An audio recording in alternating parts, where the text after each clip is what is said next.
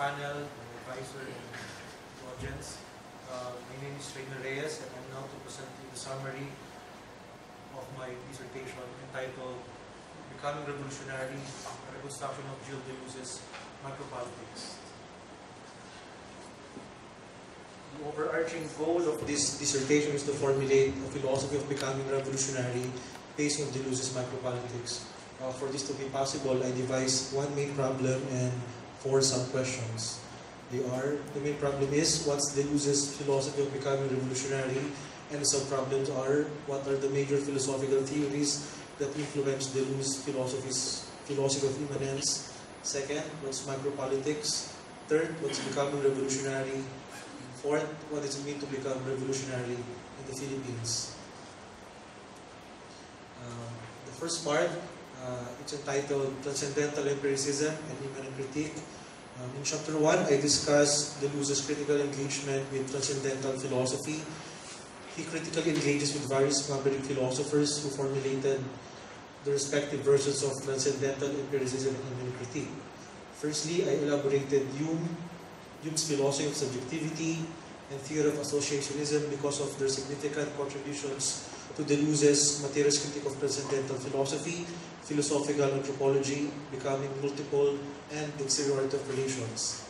Secondly, I explained Deleuze's reconstruction of Bergson's philosophies of intuition, duration, and the virtual. Its reformulation offers a critique of transcendental philosophy toward a philosophy of virtual empiricism. Of course, the concept, specifically virtuality, is very important in Deleuze's notion of politics. Thirdly, I explicated Spinoza's materialist ontology. His philosophy plays an essential role in Deleuze's formulation of agency, micropolitics of desire, and a cartography of the multitude that would bring forth the schizophreniization of capitalism. Finally, I discuss how Nietzschean philosophy informed Deleuze's critique of transcendental philosophy. Nietzsche's evaluation of values also plays a crucial role in their philosophy with Guattari of anti-Oedipus, that is in conjunction with Marxist and Freudian psychoanalysis. In chapter 2, I discuss the basic pillars of Deleuze's philosophy of difference, which in a way also bedrocks his notion of politics of difference. The politics of difference's ability to craft relations that antagonize all attempts to transcendentalize thinking and repress life's possibilities is the main focus of chapter 2. Deleuze theorizes his philosophy of difference via the Bergsonian theory of multiplicity that is vital in overcoming traditional Western philosophy's binary opposites. But unlike other postmodern or post-structuralist philosophers, instead of focusing on the overcoming of these binary opposites, Deleuze suggests, why not just talk about two kinds of multiplicity? One is quantitative and the other one is qualitative. And these two multiplicities, which in a way parallel with the problem of the one and the multiple, are immanent with each other. In difference and repetition, the two kinds of multiplicity, quantitative and qualitative, metamorphose into two ways to understand difference. Namely, difference as an expression of differentiation and differentiation. Furthermore, the philosophy of difference's advocacy of undermining various forms of representation finds an ethical concretization via the marginalization of identities and principles of the society. So, for Deleuze, every time representation occurs, there are singularities which are underrepresented. That's why the trace or the relation between the politics of difference and philosophy of difference is that every time representation or categorization happens, there are people or there are groups who are marginalized. The social pathologies produced by these tensions bring about the organization and analysis of politically relevant kinds of difference or minorities capable of engendering societal transformation. The pursuit to attain societies becoming other via revolution is the very manifestation of the power of social difference. This radical potentiality serves as a guiding principle in conceptualizing the principle of becoming revolutionary, which further inspires the formulation of schizoanalysis, becoming minoritarian in geophilosophy. So the second part of chapter 2, which is the longest part, the very long dissertation, deals with the basis of schizoanalysis. Furthermore, the point of departure of the politics of difference or micropolitics is the aftermath of the May 1968 struggle That is with respect to the French people's desire to be oppressed, which in a way is the premise of Deleuze's notion of ethical fascism. It's the collective desire of the French people to be under the repressive structure of state philosophy. Deleuze and Guattari use schizoanalysis to diagnose traditional psychoanalysis, classical Marxism, and advanced capitalism toward molecular investments consisting of limitless connections, intensities, and nomadic subjectivities. So the collaboration of Deleuze with Guattari in a way makes Deleuze's politics of difference more radical, more political, and more revolutionary. It bridges the gap between political economy, Marxism, and libidinal economy, psychoanalysis, through the problematization of desire or desire production. So classical Marxism and psychoanalysis tend to detach desire from labor power or separate libidinal and political economy. So what they did, Deleuze and Guattari, is to use desire to bridge the two. For them, the libidinal and political economy are linked together.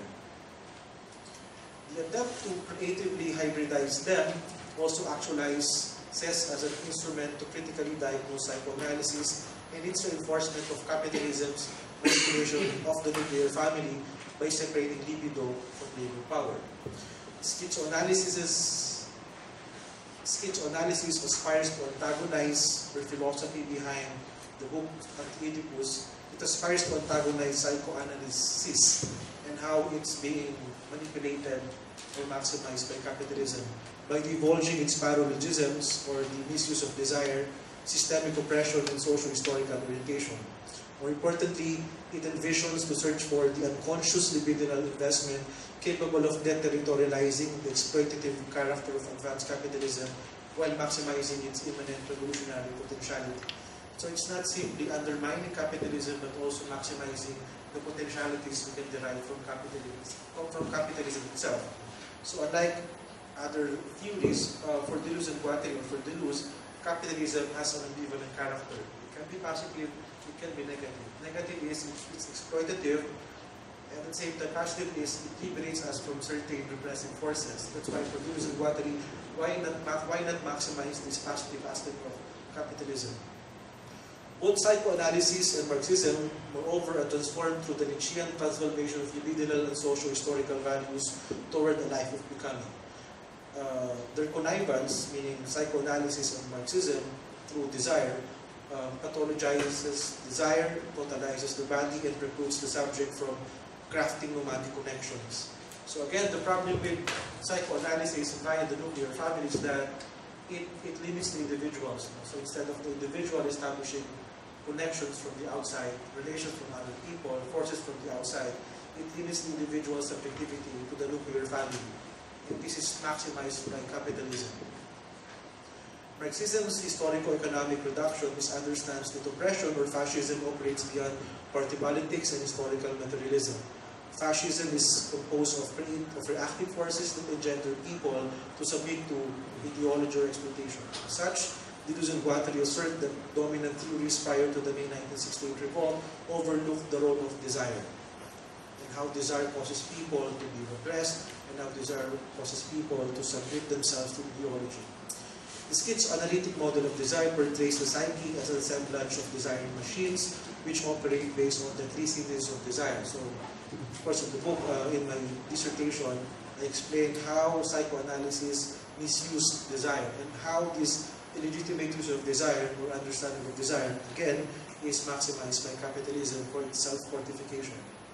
Such illegitimate use of the cities of desire reinforces the nuclear family as a capitalist-regulated machinery. In turn, social production perpetually cultivates and revitalizes itself independently from nomadic subjectivity formation.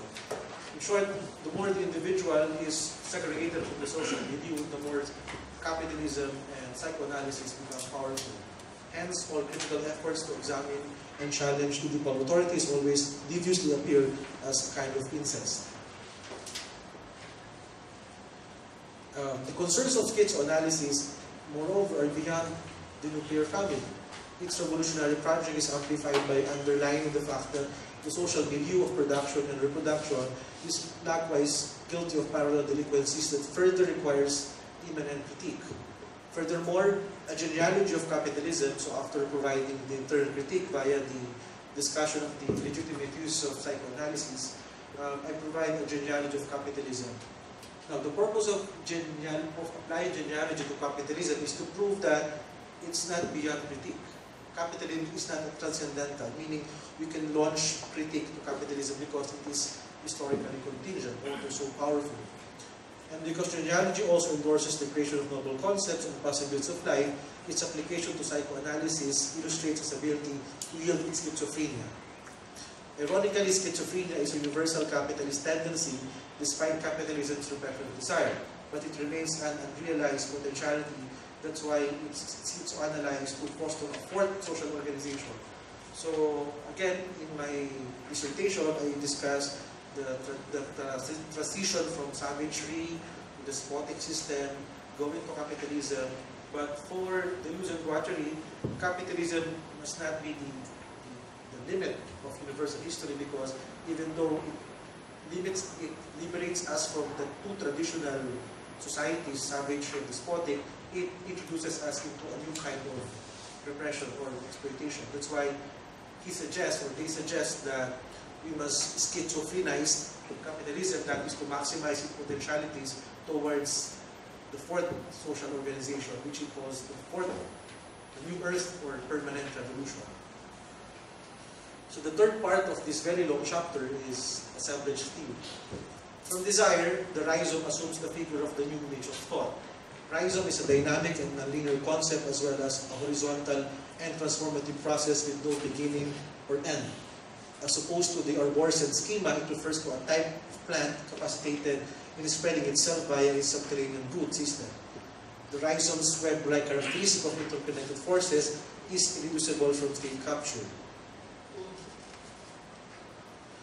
Because the rhizome is characterized by connectivity, heterogeneity, and rupture, vigilance must always be at hand because of the possibility that the multiplicity of forces it connects and the rupture it forwards may lead to state capture.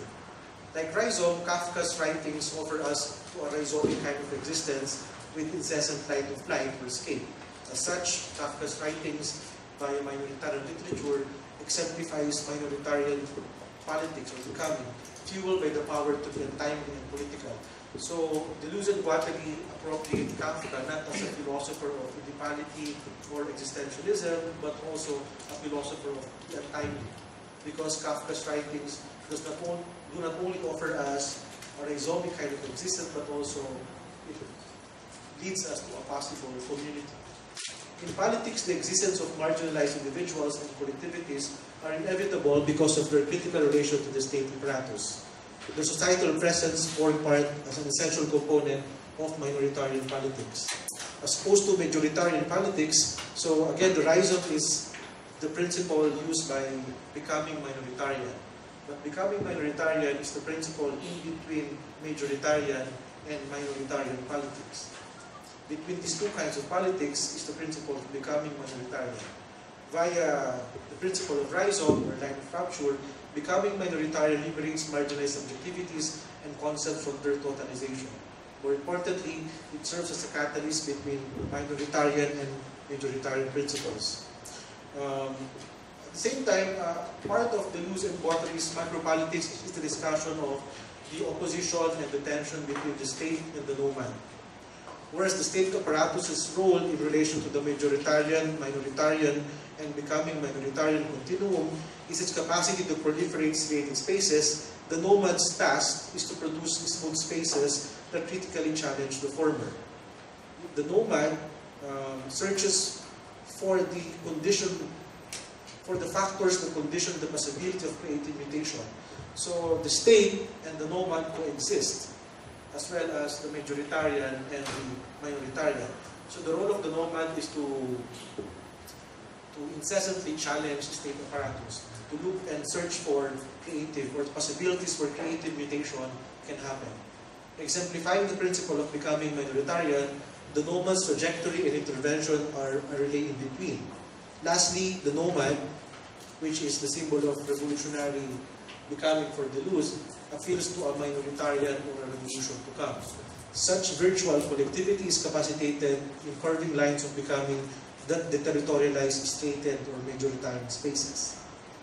So after discussing the basic pillars of Deleuze's politics, I will now discuss in Chapter 3 how schizoanalysis and minoritarian politics are expressed as philosophies of becoming revolutionary. That's why my question, what is micropolitics and what is becoming revolutionary, must be understood in an operative sense, meaning than defining in an essential sense what is micropolitics.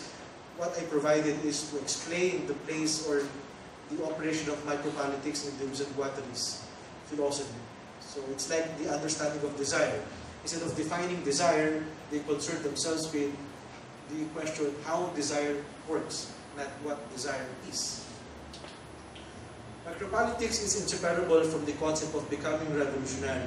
As a radical principle, becoming revolutionary fuels the former in subverting the model representations that disrupt rhizomic movements of desire and creation of nomadic subjectivities and productive desires.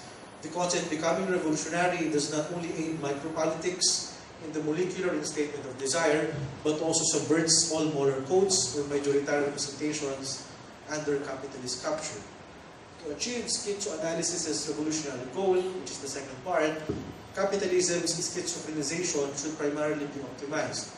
Schizophrenia, which is produced after undermining capitalism, deals with molecular singularities characterized by nomadic mobility and creative flows.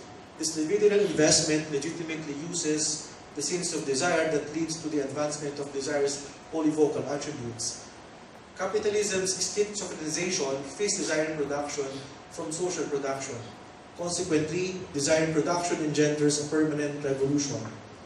So this is schizoanalysis as a becoming revolutionary. That is via the notion of permanent revolution. Its schizophrenzation, capitalism's schizophrenzation, deterritorializes the realms of consciousness and representation to liberate the molecular unconscious from the objective brand of estrangement caused by the savage and despotic symbolic codes. Because of capitalism's individualizing attributes, it falls short in fully realizing universal history, which in a way is derived from Marx's notion of history.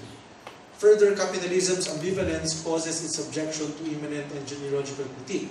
As a brand of becoming revolutionary, permanent revolution exterminates paranoia in society to spawn rhizomic connection. In this sense, it orients us to an alliance-laden network of social relations. Moreover, it creates a free market which further fashions deliberative, participatory, and transversal collectivities beyond the territories of infinite debt and monopolized debt and expenditure.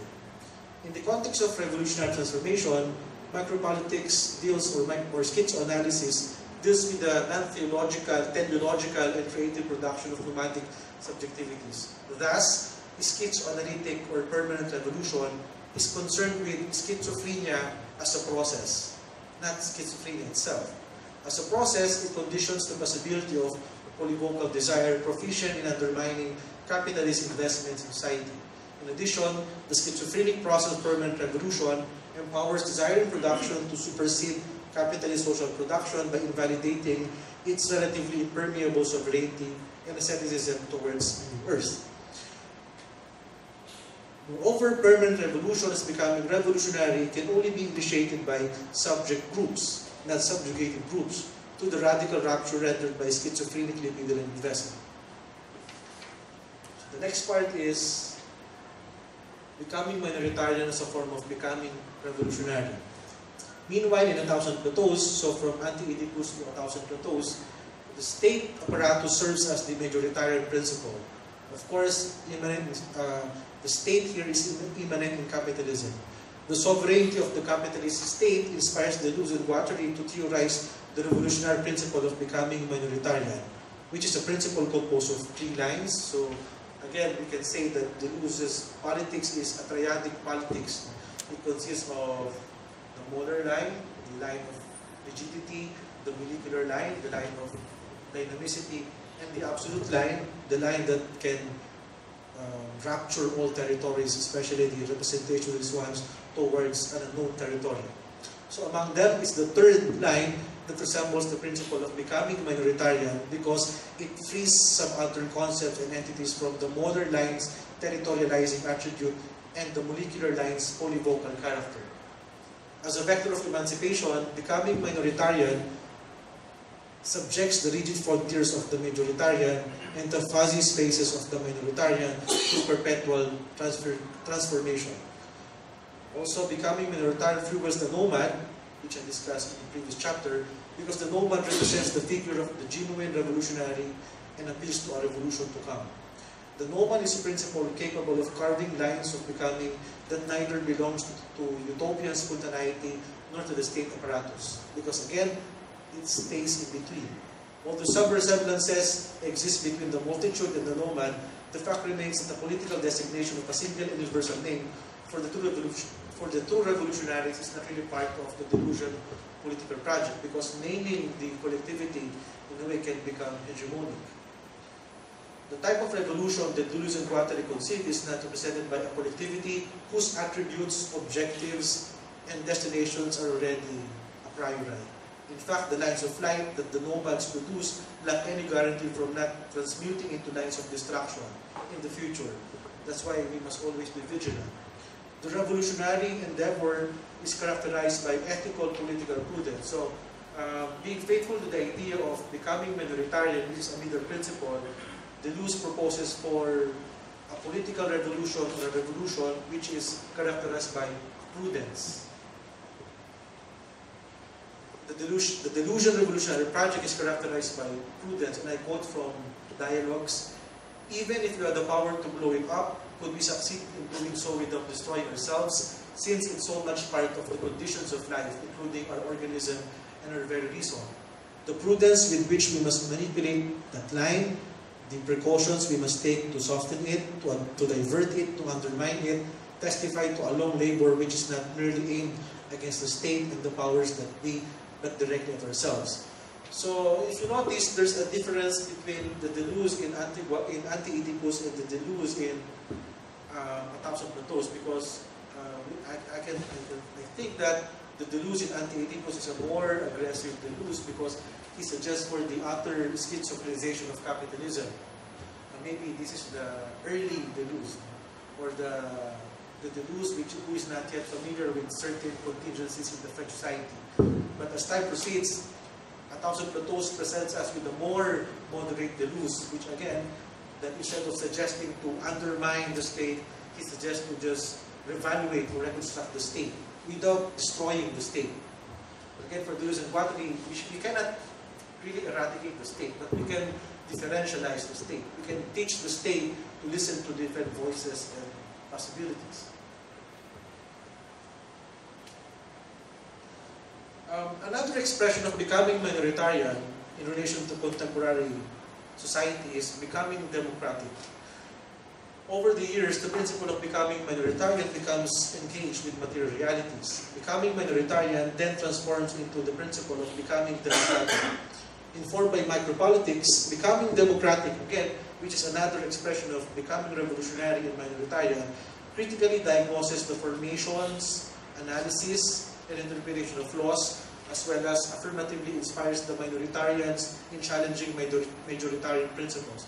So if you notice the trajectory of Deleuze's philosophy from the analysis and critique of capitalism, we are now witness to a Deleuze who is more practical or more pragmatic, because he now deals with the analysis of existing laws.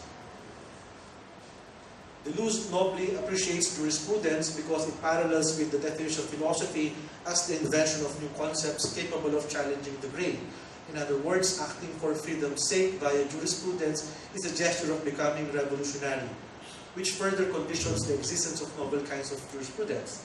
Becoming democratic as becoming revolutionary, moreover, is not simply concerned with the unending renovation of the society or undermining of majoritarian principles. Maintaining prudence, it likewise underscores the value of institutions, or institutional spaces and principles that would dynamically support various activities in society.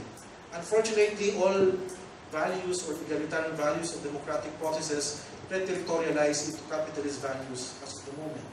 The capitalist culture of democracy transfigures the principle of becoming democratic into an anti-democratic philosophy. So, becoming democratic is anti-democratic, but democratic here is democracy captured or already totalized by capitalism. So if ever it becomes it's anti-capitalist democracy. Becoming democracy's self-critical typology promotes the democratization of societal spaces where even the subaltern discourses and groups are recognized in the reformulation of laws and policies. This becomes possible because its configuration are composed of subterranean modifications.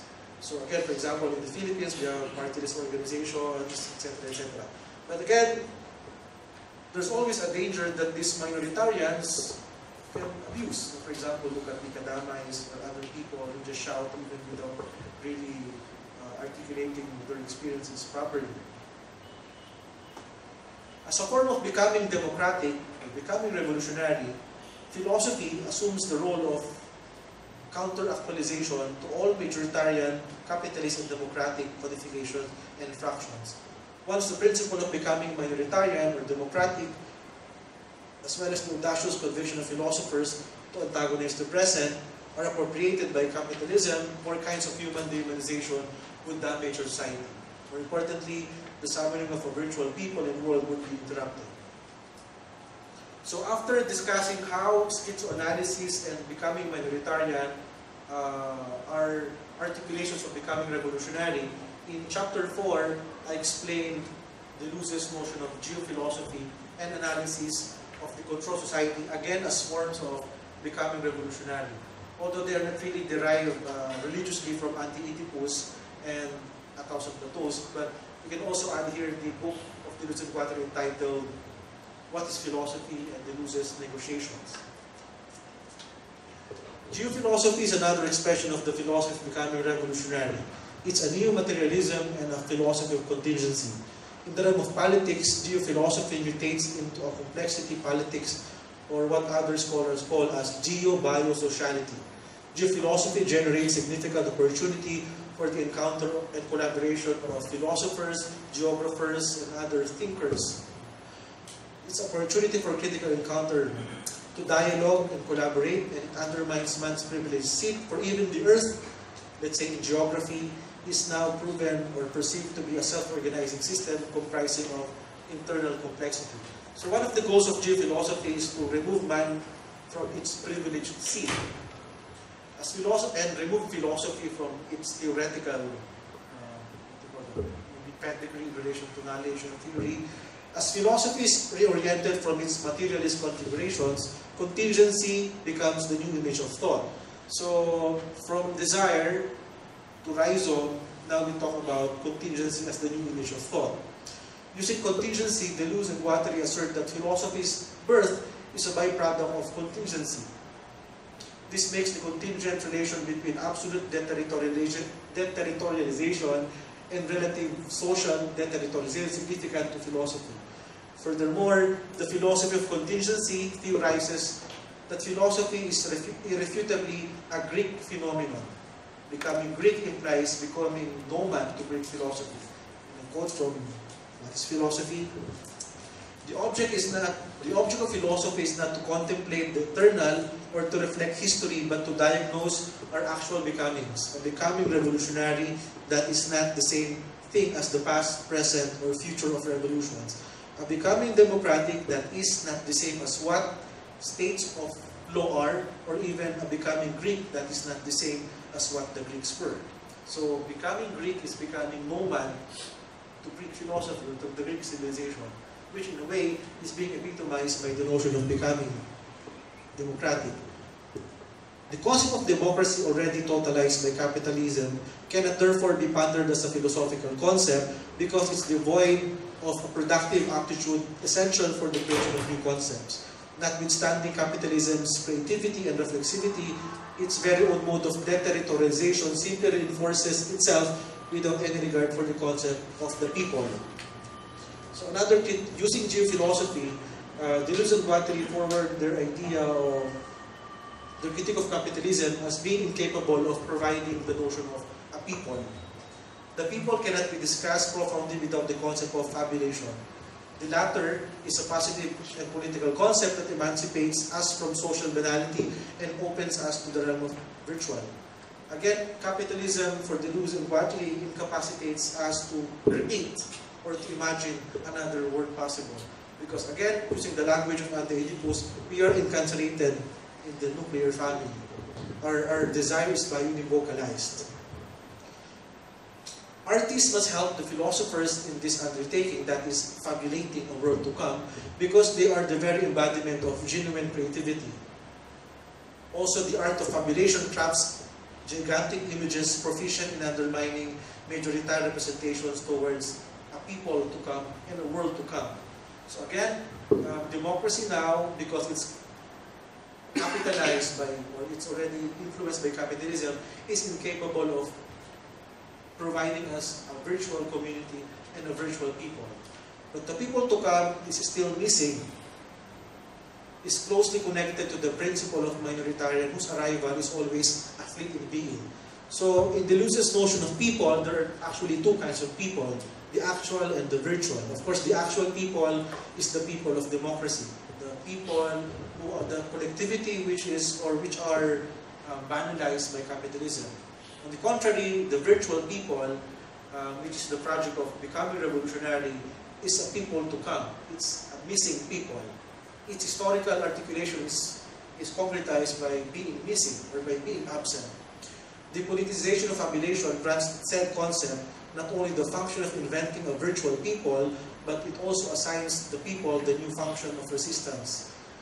Now, the role of the artist in fabulation is to help the actual people, the people bastardized by capitalism, to be able to learn how to narrate and create stories, minoritarian stories. Because the capacity to create and imagine are the things that they lack, or are the things that capitalism deprived them. Contemporary artists and revolutionaries must educate and inspire the former to become a narrating collectivity. Further, revolution critically engages with the capitalist regulated socius, which awakens peoples via fabulation, snub revolutionary impulse and aptitude of resistance. The next part is, after presenting geophilosophy as a becoming revolutionary, I will now present Deleuze's analysis of the controlled society and how his analysis provides us an opportunity to develop the philosophy of becoming revolutionary. Against the backdrop of the controlled society, capitalist domination becomes more molecular, liquid, and sophisticated. That's why countermeasures must be unorthodox and unpredictable. As such, becoming revolutionary demands a provisional pause in our life, a disruption in our one-dimensionality, and openness to virtuality. But I guess I have to rush my analysis of controlled society for me to go immediately to chapter 5 and to my contribution, which is chapter 6, which is the most important, I think. But to end this part, against the backdrop of the controlled society, becoming revolutionary should underscore the creation of new concepts and relations irreducible to the majoritarian moral principles of the society. So maybe if we need to see for contemporary articulations of becoming revolutionary in relation to the controlled society, we can think of the activity launched by Edward Snowden, the Anonymous Collective, and the Occupy movement. Chapter 5. Chapter 5 is an attempt to make sense of the notions of becoming revolutionary by trying to use these concepts to apply, if not criticize, our society. So I have two topics here, the Edge Revolution and our NDK-12, which is a product in my dissertation of a neoliberal mind. In chapter 5, I presented my critical diagnosis of the three Edge revolutions, notwithstanding the several forms of oppressions experienced by the various participants. The three Edge revolutions spawn spaces for reflection and praxis in relation to what kind of socio-political governance, ethical sensibility, and aesthetic creativity do Filipinos want in the future. So using the philosophy of becoming revolutionary, we must principally deterritorialize our traditional conceptions of thinking and living. Likewise, we must open ourselves to other kinds of resistances and materialities in everyday life. So I provided here a very long quote from Romualdo Abulad, which in a way is the point of convergence between the Edge revolution and becoming revolutionary. In Nation, Self, and Citizenship, David writes, people power is amorphous. It follows no definite timetable, organization, and direction. It draws its courage from the power of its convictions. It's inventive and free and not constrained by dogma, political correctness, or party line. It's a moral protest elevated to an art. It has no leaders, only symbols. It's not violent and highly disciplined. It's militant but never sad. Indeed, it's festive and celebratory. It is angry at times but never aggressive. It does not only claim the high moral ground but also regards itself as the first of the law of the new, the vanguard of a hopeful future. So I hope this long quotation captures Deleuze and Guattari's notion of becoming minoritarian and becoming revolutionary.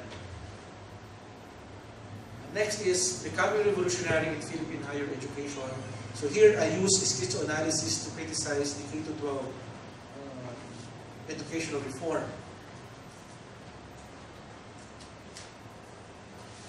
K-12's goal of developing globally competitive Filipinos was confronted by the possibility of ruining genuine reforms and critical pedagogy and transforming the students into happy slaves or technocrats in the making. Schizoanalytic or rhizomic education espouses the principle of becoming minoritarian. So after criticizing the K-12 and after searching for some creative potentialities within the project, I now propose for a schizoanalytic or rhizomic kind of education. This kind of education also promotes a creative fusion of our indigenous, nationalist, and globalized world. So contrary to the criticisms of activists about the K-12 as a neoliberalist project, my position using schizoanalysis or becoming minoritarian is that we cannot really deny the K-12. We cannot really deny the things proposed or given to us by the Western culture, Western imperialism, but we can accept them without fully accepting them. And that is by becoming minoritarian, by becoming at the middle. We can accept them, but we must also look for its oppressive aspects. Like I said, it's a fusion of our indigenous, nationalist, and global life worlds. Additionally, this kind of education upholds a parallelism between science, humanities, calculation, and reflection, as well as between texts and performances. This kind of education does not only cultivate skilled Filipino laborers, but creative and critical individuals as well. Similarly, it endorses our receptivity to contingency and perspectivism. Rather than focusing on the solidification of the student's subjectivity, it labors to produce active forces and relations that empower students to convert into nomadic subjectivities. Ultimately, rhizomic education aims to fashion a collective and rhizomic antagonism against the capitalist and fascist relations in the educational sector and in the larger society. Chapter 6, which is my project. So, based on my analysis of these versions of becoming revolutionary in Deleuze and Guattari's philosophy, or in Deleuze's philosophy of difference, let me now present to you my conclusion. Becoming revolutionary is a rhizomic diagramming devoid of any fixed essence and telos. It's not merely a reactionary or a reformist resistance because it entails both an epistemological rupture from an old image of thought. So contrary to the idea of reformism, or contrary to the reformists, these people are revolutionizing the society, or they want to transform the society because they want to go back to a previous unity, a previous society,